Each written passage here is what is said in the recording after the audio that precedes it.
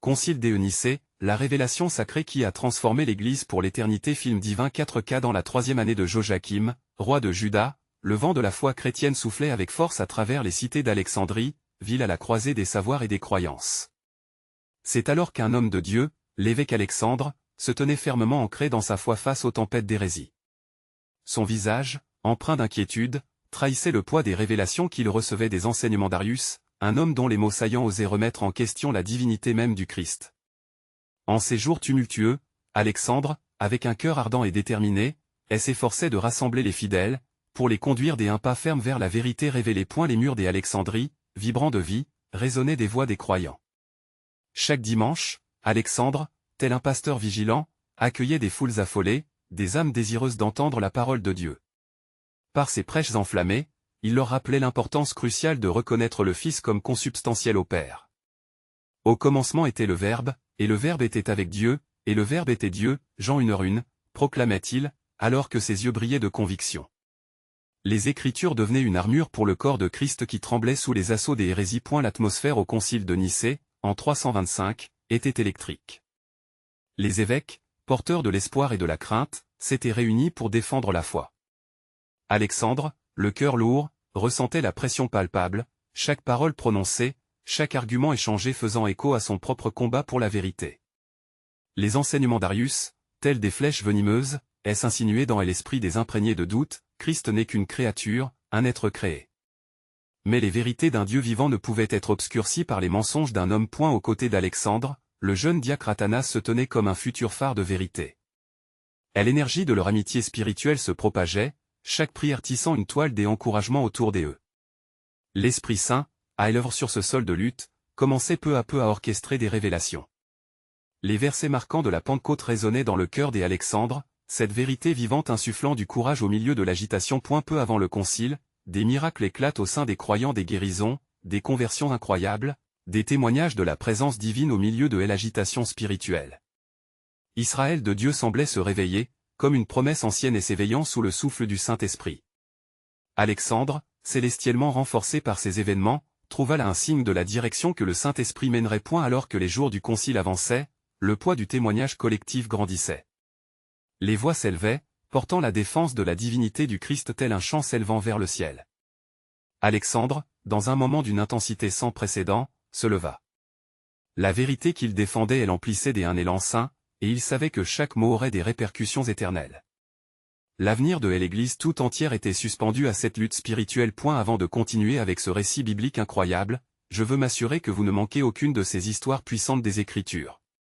Cliquez sur l'icône de cloche et sélectionnez toutes les notifications. Ces narratives bibliques ont transformé d'innombrables vies à travers l'histoire. Si la parole de Dieu à travers cette histoire vous bénit, s'il vous plaît aimez et partagez avec quelqu'un qui a besoin d'entendre sur la fidélité de Dieu aujourd'hui. Dites-moi dans les commentaires, quelle histoire biblique a le plus impacté votre parcours de foi. Je suis toujours émerveillé de comment la parole de Dieu parle au cœur à travers les générations. Maintenant continuons avec ce que le Seigneur fit. Ensuite, les débats au concile atteignaient leur fin, mais l'incertitude demeurait.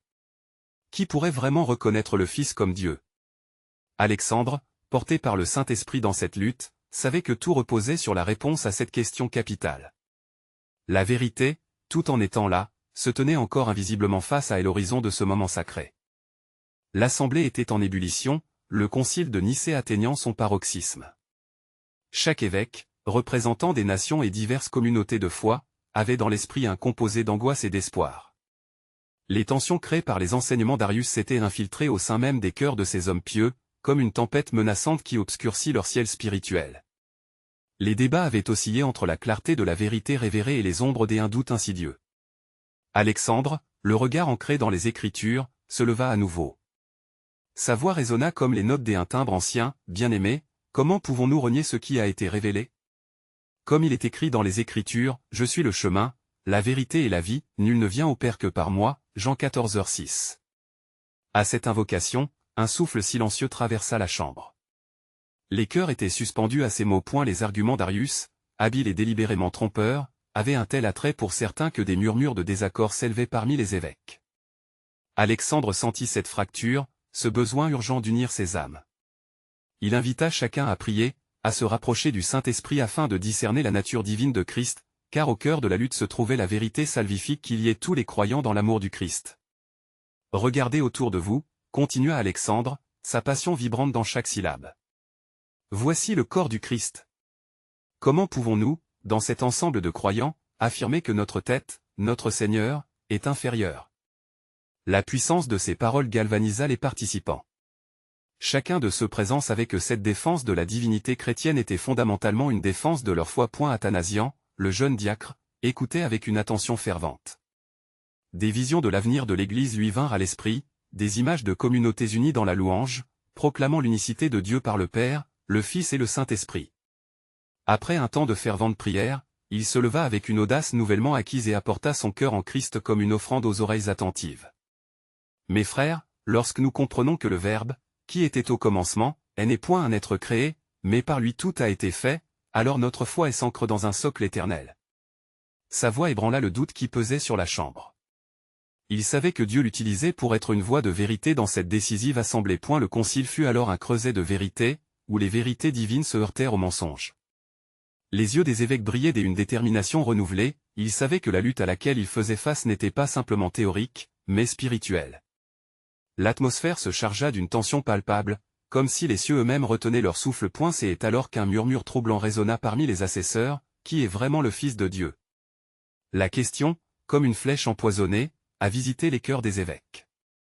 La victoire semblait s'éloigner, se mêler au doute. C'est dans ce creux qu'Alexandre prêcha avec une clarté divine, en lui, nous avons la rédemption par son sang, la rémission des péchés. Colossiens 1h14. Chaque mot se planta dans le cœur de ceux qui avaient commencé à vaciller. Alors que la nuit avançait, une paix surnaturelle enveloppa le concile. L'évidence de la divinité du Christ s'épanouissait comme les rayons d'un soleil levant sur un sol fertile. Mais le combat spirituel se poursuivait, la victoire déjà planifiée d'avance, mais non sans épreuve. L'Esprit Saint agitait les cœurs, révélant des vérités cachées, prêtant son autorité sur la résolution du concile. La vraie nature de cette lutte était encore à être pleinement révélée. Ainsi, le concile s'élevait vers un tournant inéluctable. Les puissances des cieux, tandis que la communion des saints s'intensifiait, attendaient le moment propice pour dévoiler la grandeur des desseins de Dieu. Car dans chaque âme, une question lurait, quand le moment viendra-t-il pour la promesse de Dieu d'être pleinement révélée? La nuit était lourde de tension dans la salle du concile de Nicée. Les chandeliers, vacillant sous la brise d'une fenêtre entrebâillée, projetaient des ombres dansantes sur les visages des évêques. Leur cœur, bien que torturé par le doute, était glorifié par le désir ardent de connaître la vérité divine. Alexandre, la voix renforcée par l'Esprit, se tenait désormais au centre de l'attention. Nous ne sommes pas de simples hommes, mais des porteurs de la vérité révélée. Déclara-t-il, ses yeux brillant d'une ferveur surnaturelle. Dans la lettre aux Hébreux, il est écrit, il a parlé à nous par le Fils, Hébreux 1h2. Ne laissons pas et l'ombre des Arius obscurcir cette lumière sacrée. Les murmures de l'assemblée retrouvèrent un souffle d'unité. Mais tout à coup, un évêque âgé, éléphant, s'éleva de nouveau, son visage marqué par des années de débat théologique. Alexandre, tes paroles embrasent nos âmes, mais que dis-tu de ceux qui sont séduits par la rhétorique des Arius? Comment distinguer les vérités immuables des erreurs trompeuses? Le silence tomba alors comme une couverture lourde. Alexandre observa le visage de ses compagnons, chacun porté par la lutte intérieure. Il savait que cette question était cruciale. Par les Écritures, bien-aimés, le Tout-Puissant nous a donné la clé pour discerner la vérité. Comme il est écrit, votre parole est une lampe à mes pieds, et une lumière sur mon sentier, Psaume 119, 105. La lumière du Christ éclaire nos chemins, et nous devons marcher selon sa voie. Athanasian, inspiré par ce débat grandissant, ressentit la nécessité de défendre l'héritage de la foi. Nous devons affirmer ensemble, mes frères, que Christ, en tant que Fils de Dieu, est aussi éternel que le Père lui-même. Le Fils n'est pas une ombre de ce qui est divin, mais l'image passe-muraille de l'être suprême. Sa voix, maintenant plus forte, touchait le cœur de plusieurs. La tension était palpable. Les alliances se formaient dans l'obscurité, chaque puissante déclaration retournant les cœurs. Leur visage trahissait une volonté nouvelle à s'unir contre la menace d'une hérésie qui menaçait de déchirer le corps du Christ. C'est à ce moment précis, alors que les débats prenaient une tournure émotionnelle, qu'un souffle frais s'engouffra dans la pièce. Les lumières vacillèrent et une paix inestimable enveloppa le concile. Les évêques se regardèrent, réalisant que quelque chose d'extraordinaire se passait. Une promesse silencieuse du Saint-Esprit remplissait l'air. Alexandre, reconnu comme le maître de cet instant saint, leva les mains, « Écoutons la voix de Dieu », s'exclama-t-il en invitant tous à un moment de prière collective. Les évêques s'agenouillèrent, leur cœur réclamant la sagesse divine. Dans ce silence sacré, l'Esprit Saint se manifesta, touchant chaque âme. Une vision collective d'un Christ glorieux, traversant le ciel de la gloire, émergea dans l'âme de chacun. Les doutes s'effacèrent devant cette révélation, créant une harmonie que seul Dieu pouvait orchestrer. Lorsque la prière fut terminée, un calme régnait dans la salle. Les yeux baignés de larmes des émotions, les évêques sentirent une nouvelle force les unissant. Alexandre s'adressa alors à ses compagnons avec une clarté revitalisée, « L'Église est appelée à être un phare dans l'obscurité, à proclamer la vérité du Christ que nous avons reçu. Comme le dit Ésaïe, le peuple qui marchait dans l'obscurité a vu une grande lumière, Ésaïe 9h2.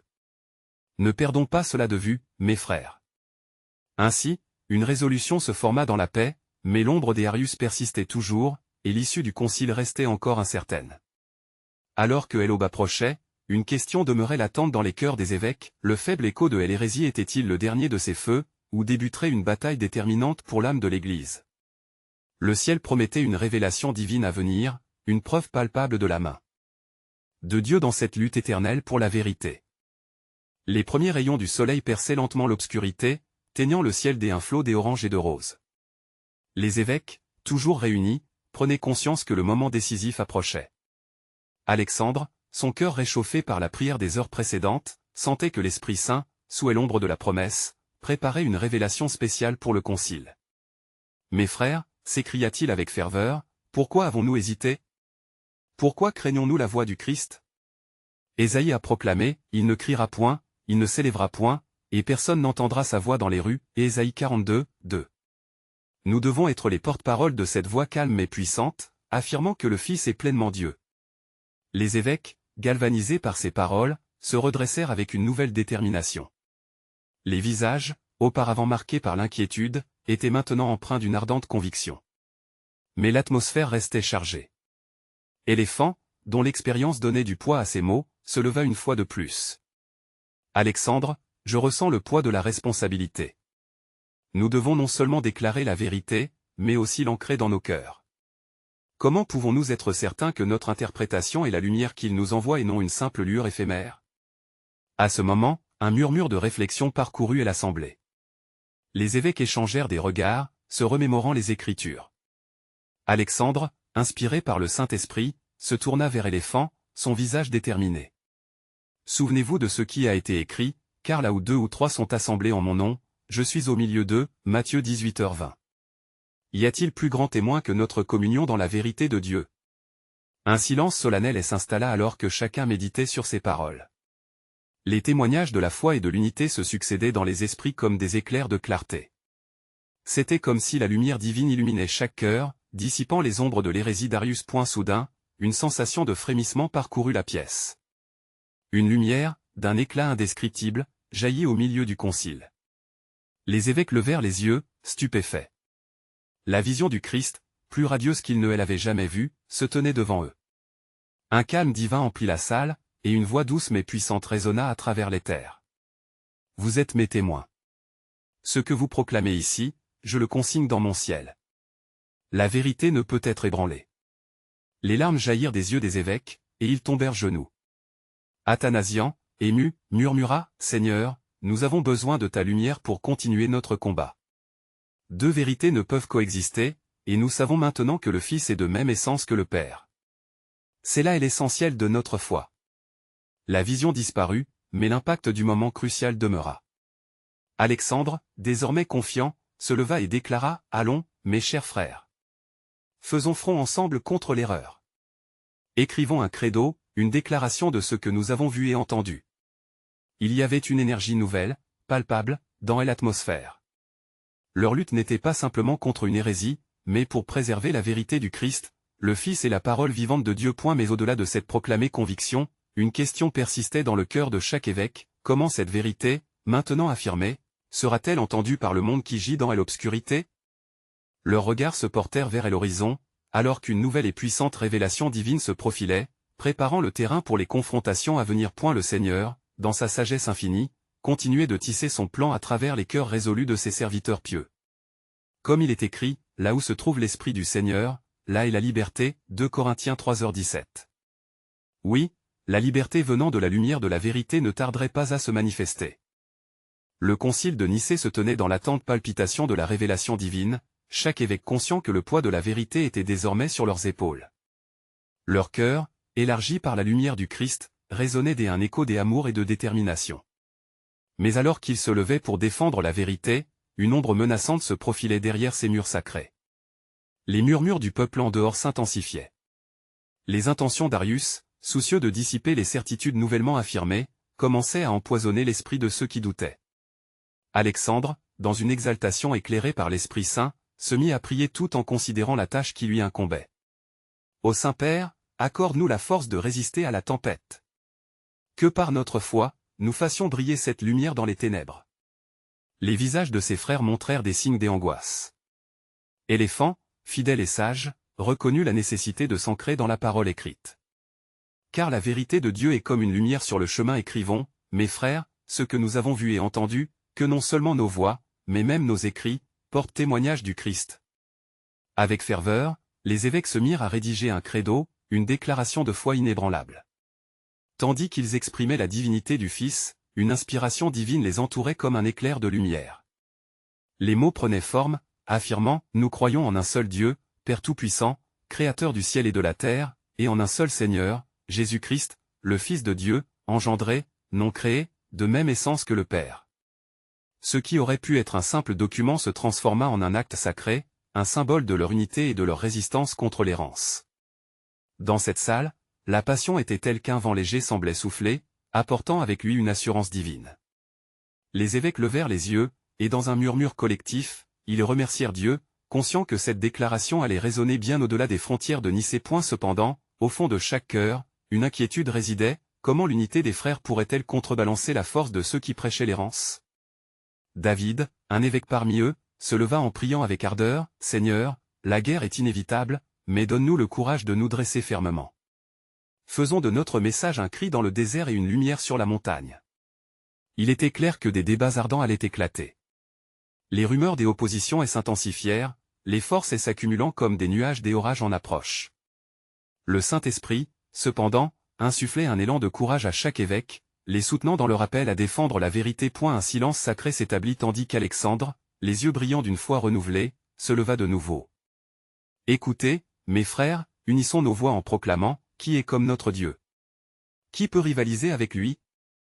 Nous devons nous préparer à défendre cette vérité, non seulement en parole mais aussi par nos vies. » À ce moment, une promesse résonna dans le cœur de chaque évêque, remplissant leurs âmes de force. Ils savaient que la lumière qui brillerait à travers leur engagement désintéressé et leur amour inébranlable serait une force redoutable contre les ténèbres. Comme il est écrit, « Nous sommes plus que vainqueurs par celui qui nous a aimés » Romains 8h37. Leur tâche n'était pas simplement de résister à l'errance, mais de proclamer le royaume de Dieu, un royaume où la vérité régnait en toutes choses. Ils se préparèrent alors pour le combat à venir, déjà conscients qu'un mystère divin était en train de se révéler, à savoir, que la vérité de Christ porterait des fruits au-delà de leur entendement. L'assemblée des évêques, galvanisée par la prière et la foi, se leva dans un souffle unanime, déterminée à affronter les défis qui se profilaient à l'horizon. Leurs esprits étaient en alerte, chaque âme scrutant l'ombre croissante de la dissension qui menaçait d'invaser leur cœur. Alexandre leva les mains, appelant au recueillement, et avec une ferveur, il réclama, « Frères en Christ, la bataille est déjà engagée dans le ciel, alors notre foi doit être comme un bouclier. » À l'extérieur des murs de Nicée, la voix d'Arius résonnait comme un tonnerre, semant le doute parmi le peuple. « Ne croyez-vous pas qu'un fils soit inférieur à son père » clamait-il, manipulant les cœurs avec des mots séduisants. Les hommes et les femmes, initialement fervents, prenaient la mesure de sa rhétorique. Les évêques, plongés dans les Écritures et en prière, cherchaient l'inspiration. Éléphant prit la parole, ses yeux pétillants d'une sagesse tranquille. « Souvenons-nous de ce que nous a révélé l'apôtre Jean, tout esprit qui ne confesse pas que Jésus-Christ est venu dans la chair n'est pas de Dieu, 1 Jean 4h3. C'est là notre fondation, et il ne faut pas que nous nous laissions ébranler par des discours séduisants. » Les murmures d'assentiment parcoururent la salle. Pourtant, dans l'ombre, un esprit de division s'insinuait parmi eux, promettant la désunion. Les évêques se regardèrent l'un l'autre avec une gravité accrue, conscients du rôle qu'ils devaient jouer. Soudain, une voix s'éleva, celle de Nicolas, évêque d'une terre lointaine. « Mes frères, notre mission est claire, nous prions pour la vérité et pour ceux qui sont égarés. Mais j'ose dire que notre unité est notre plus grande défense. Si nous restons unis, rien ni personne ne pourra contrecarrer l'œuvre de Dieu. » Ces mots résonnèrent comme un cri de ralliement au sein de l'assemblée, insufflant un nouvel élan d'espoir. Alexandre, prenant conscience de l'imminence de la lutte à venir, porta son regard vers le ciel, comme s'il cherchait le souffle de l'esprit. Dans le silence qui suivit, un murmure de vent passa à travers les murs, comme un signe de miséricorde. « Oui, mes frères, l'ennemi veut nous voir divisés, mais nous serons unis dans la déclaration de notre foi, » s'exclama Alexandre, avec une détermination renouvelée. Ils se joignirent à lui dans une prière collective, une demande ardente à Dieu pour la sagesse et une protection. Le Saint-Esprit, qui avait guidé leur cœur jusqu'ici, sembla les envelopper d'une paix céleste alors qu'ils levaient leurs mains ensemble, le bruit de leur voix exaltée s'élevant comme un parfum des adorations. Saint est le Seigneur, qui a promis d'être avec nous jusqu'à la fin des temps. Que sa vérité règne. Au fur et à mesure que la réunion prenait de l'amplitude, les tentatives des hérétiques de semer la discorde semblaient s'éteindre devant l'éclat de la lumière divine.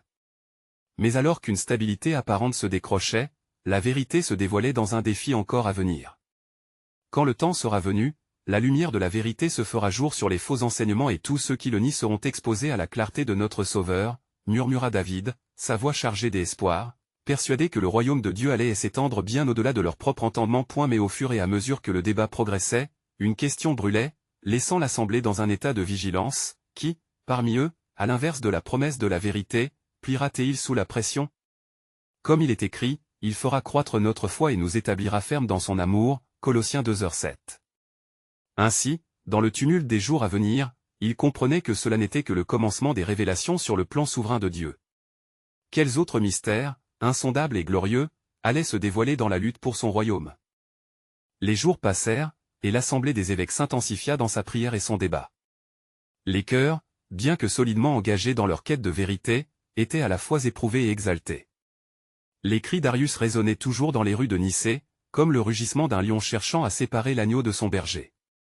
Alexandre, conscient de la menace grandissante, n'avait de cesse d'encourager ses frères à s'ancrer dans la vérité révélée. « Mes frères, secouez cela de votre vie, » exhorta-t-il un soir, la flamme des chandelles dansant sur son visage. « Écoutez ce que Paul nous dit, car j'ai reçu du Seigneur ce que je vous ai enseigné, 1 Corinthiens 11h23. Que notre enseignement soit conforme à celui que nous avons reçu, et que personne ne s'éloigne de cette voie. » Les évêques hochèrent la tête, et une prière fervente s'éleva ensemble, comme un soleil levant, dissipant les ombres autour d'eux. La lumière divine était au rendez-vous. Cependant, au fond de leur âme, une ombre d'inquiétude demeurait. Ils savaient que des décisions difficiles les attendaient et que le chemin de la vérité pouvait être semé d'embûches. Une nuit, alors que le silence s'installait, Alexandre se retrouva face à face avec les Écritures, méditant sur la sagesse du roi Salomon. Le Saint-Esprit semblait lui demander de prier pour lesquels des évêques seraient mis à l'épreuve. Il entendit presque les murmures du ciel, balayant son cœur de promesses d'amour et de solidarité. En toute chose, priez et demandez la sagesse, et elle vous sera donnée. Jacques 1h5. Au matin suivant, une tension palpitante flottait dans l'air. Les évêques se rassemblèrent à nouveau, mais quelque chose avait changé. Un frisson d'anticipation remplissait la salle. Leur discussion était devenue plus sérieuse, leur voix plus basse, ils savaient que le temps avait sonné. Nicolas rompit le silence, « Nous avons besoin de discerner la volonté du Seigneur. La réponse à nos doutes ne peut venir que de lui, par le Saint-Esprit, qui nous guidera dans toute la vérité. » Jean 16h13. Les insinuations des Arius continuèrent de résonner comme des échos de guerre, mais la ferveur des évêques ne fléchit pas. Ils se regroupèrent dans une prière commune, invoquant celui qui avait dit, « Car là où 2 ou 3 sont assemblés en mon nom, je suis au milieu d'eux. » Matthieu 18h20. Alors que leur voix s'élevait avec intensité, une atmosphère électrique enveloppa la pièce. Les murs semblaient vibrer au rythme de leur foi. Un témoin dans l'assemblée, un jeune évêque du nom de Matthieu, remarqua une lumière brillante jaillissant comme un flamboiement au-dessus des Alexandres. Émergeant de la prière, un silence solennel s'installa. Alexandre leva les yeux, et un changement profond se reflétait dans son regard, comme s'il avait reçu une révélation divine. « Mes frères, commença-t-il, sa voix tremblante d'émotion, le Seigneur nous appelle à poser un acte de courage. nous devons nous unir dans la proclamation de la vérité, même si cela nous coûte, même si cela divise. Car ce que nous déclarons aujourd'hui scellera notre destinée et celle de l'Église.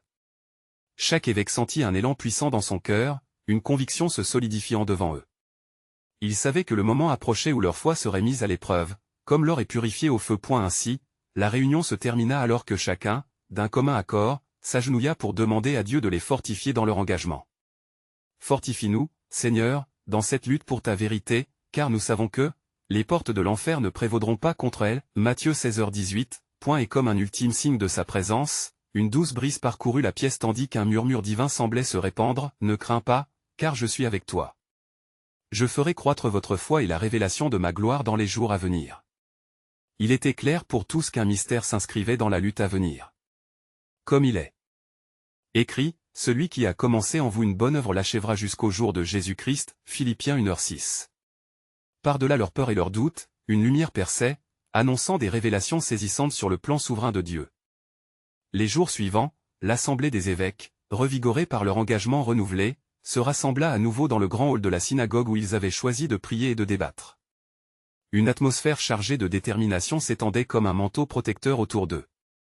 Alexandre, ayant reçu l'assurance divine, s'exprima avec une vive clarté, « Si nous faisons confiance aux promesses de Dieu, tout ce que nous déclarons sera fondé sur la vérité qui nous a été révélée. » La bataille qui se dessine n'est pas seulement contre des idées, mais contre des forces spirituelles.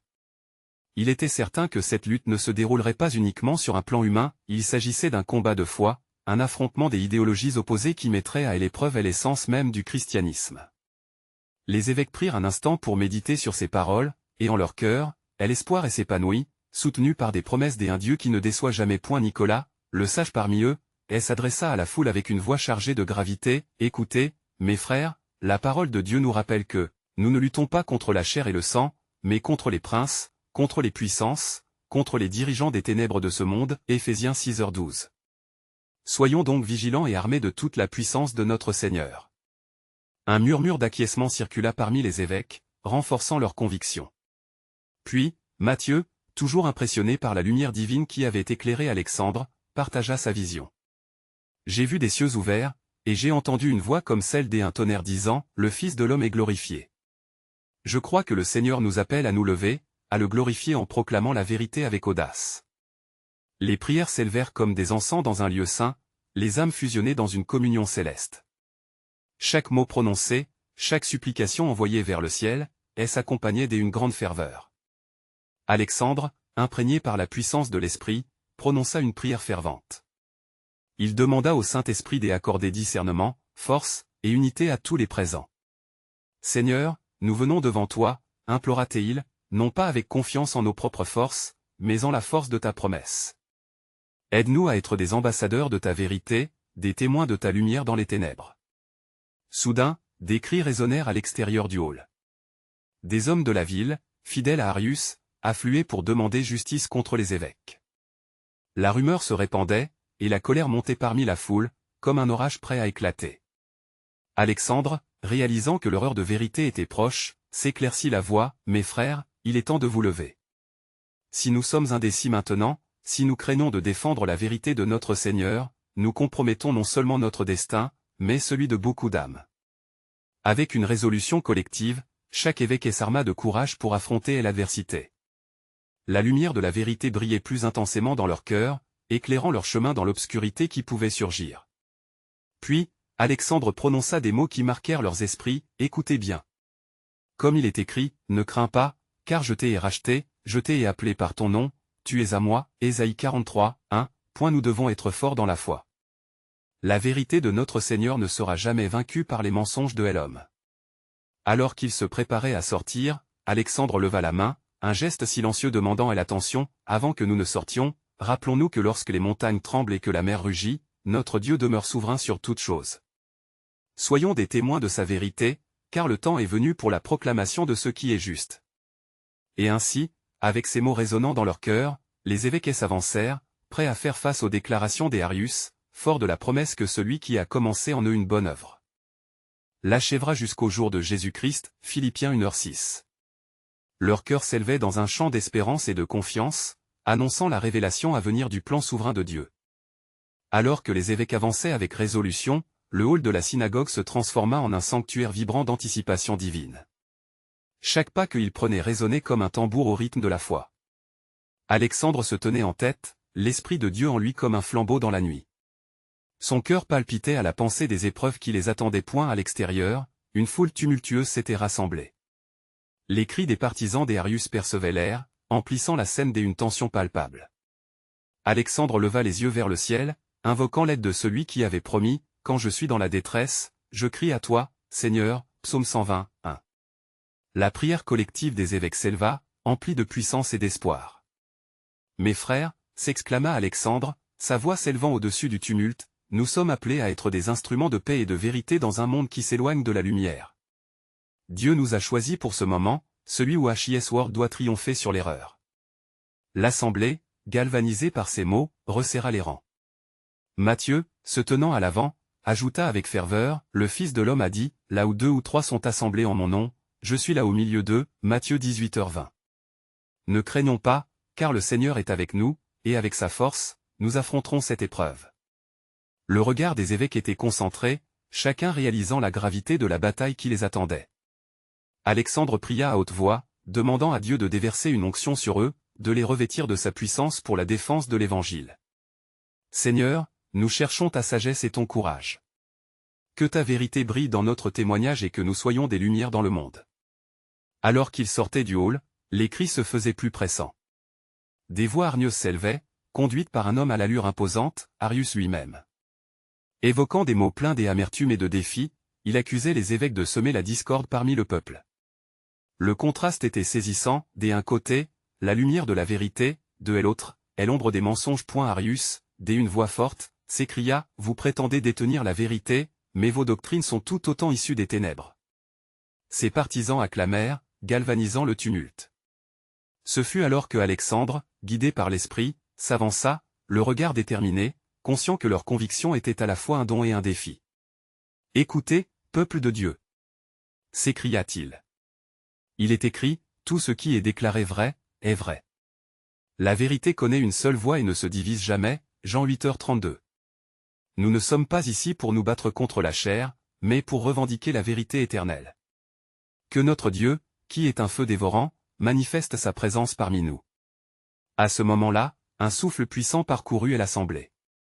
Les évêques se mirent à prier ensemble, leur voix s'unissant dans une seule intention, celle de glorifier le nom du Seigneur dans la tempête. L'atmosphère changea, comme une prémonition d'un miracle imminent. Dans ce contexte de confrontation, un homme parmi la foule, apparemment indifférent à la discorde, se leva.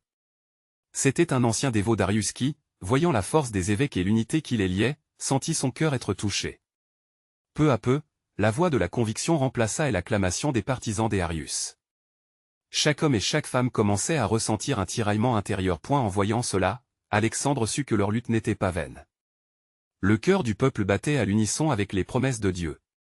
Soudain, une douce paix remplaça le tumulte, un silence sacré engloutissant la scène. La puissance de Dieu était tangible, et l'Esprit opérait. L'heure est venue, murmura Matthieu, les yeux brillants d'enthousiasme. Comme il est écrit, vous recevrez une puissance, le Saint-Esprit survenant sur vous, Actes 1h08. Préparez-vous à voir l'œuvre de Dieu se révéler à nos yeux. Le plan souverain de Dieu était à l'œuvre, et l'assemblée des évêques se tenait au seuil d'une révélation dont les conséquences marqueraient l'histoire de l'Église pour l'éternité.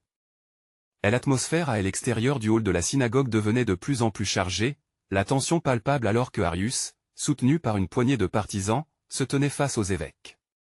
Les cris et les murmures de la foule augmentaient en intensité, comme les vagues d'un océan en colère.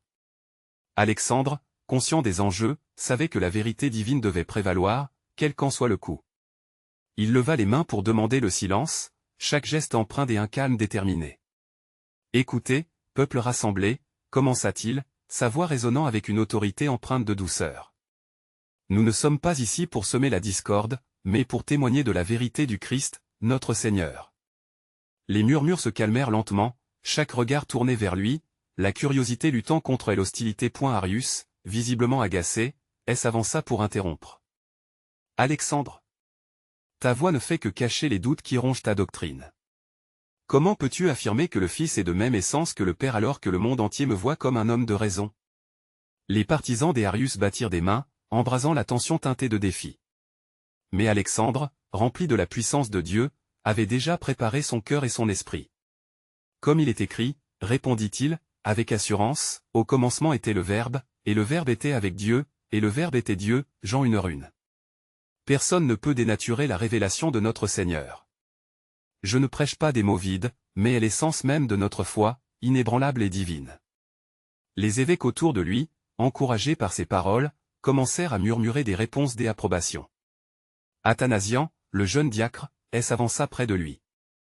La vérité est comme une lumière qui éclaire notre chemin, déclara-t-il, la flamme de l'esprit brûlant dans ses yeux. Nous avons reçu un héritage, non pas de mensonges, mais de promesses éternelles. Et chaque soulèvement contre cette vérité ne fera que révéler la grandeur de notre Deus Aeternus. Arius, frustré, chercha à retarder la rencontre. Quel héritage? Celui des mythes égarés? Pensez-vous que le peuple soit aveugle? Ils ont soif de logique, une raison qui apaise les craintes de leur cœur. Son discours retentit dans l'air, provoquant des applaudissements parmi ses partisans. Mais la voix d'Alexandre, inflexible, surmonta le tumulte. Les Écritures nous enseignent que notre foi ne repose pas sur la sagesse humaine, mais sur la révélation divine. La foi est une ferme assurance des choses qu'on espère, une démonstration de celles qu'on ne voit pas, Hébreux 11:1. Si notre assurance dépendait de l'opinion du monde, nous serions perdus. La foule, toute division mise de côté, commença à vibrer à l'unisson des vérités révélées. Les murmures d'approbation prirent une ampleur nouvelle, et nombreux étaient ceux parmi la foule croyant que quelque chose de puissant était en cours. Une lueur d'espoir traversa les cœurs alors qu'un homme, s'élevant des rangs de l'auditoire, s'avança vers Alexandre. « Je suis venu avec des doutes, avoua-t-il, sa voix tremblante mais sincère. Mais maintenant, je comprends. Votre foi, ancrée dans les Écritures, brille d'une lumière que je ne peux ignorer. Le Fils est aussi Dieu. » Un murmure des échos s'éleva, témoignant que de telles conversions étaient déjà en mouvement. Alexandre, le regard fixé sur l'homme, comprit que le Saint-Esprit était à l'œuvre. « Voyez comme le Seigneur agit dans la vie des gens. » Proclama Alexandre, se tournant vers la foule. Il n'est pas seulement un enseignement, mais notre vie. Car tous ceux qui sont conduits par l'Esprit de Dieu, ceux-là sont fils de Dieu, Romains 8:14. À ceux qui se sont égarés, écoutez l'appel de la vérité. Une nouvelle vague d'acclamations s'éleva dans la foule, et les hommes et femmes, émus par l'Esprit, se mirent à se lever, témoignant de leur engagement envers Christ. Mais alors qu'une nouvelle lumière semblait se former parmi eux, l'ombre d'Arius planait toujours. Ils savaient que son discours devait se faire entendre plus haut. Ainsi donc, rebondit-il, crispé par la tournure des événements, si vous croyez si fermement, pourquoi ne pas nous confronter directement dans un débat? C'est la raison qui doit l'emporter. Alexandre, conscient de la nécessité de cet affrontement, ressentit une conviction surgir dans son cœur. Un débat, oui, mais un débat éclairé par la vérité divine. Réunissons-nous sous la lumière de Dieu, et prions que sa volonté soit faite. Car l'ami de Dieu ne peut avoir aucune alliance avec l'erreur, 2 Corinthiens 6:14. Les évêques, galvanisés par ce défi d'Arius et par un appel clair à la vérité, se rassemblèrent, unis dans la prière. Sous l'inspiration du Saint-Esprit, ils s'encourageaient mutuellement à faire face à l'opposition. Ils savaient que le débat qui s'annonçait était déterminant non seulement pour eux, mais pour l'avenir de l'Église. Ainsi, le concile de Nicée se prépara à un tournant crucial. Chaque évêque, chaque disciple du Christ, ressentait que les promesses de Dieu se révélaient de façon majestueuse. Mais alors même que la lumière apparaissait, l'ombre d'Arius et ses partisans cherchaient à détruire ce que Dieu avait sagement tissé au sein de leur assemblée. Quand viendra l'heure de la révélation? Se demandait-il intérieurement, persuadé que Dieu, dans son plan souverain, avait déjà prévu un dénouement glorieux, mais le moment précis restait encore à découvrir.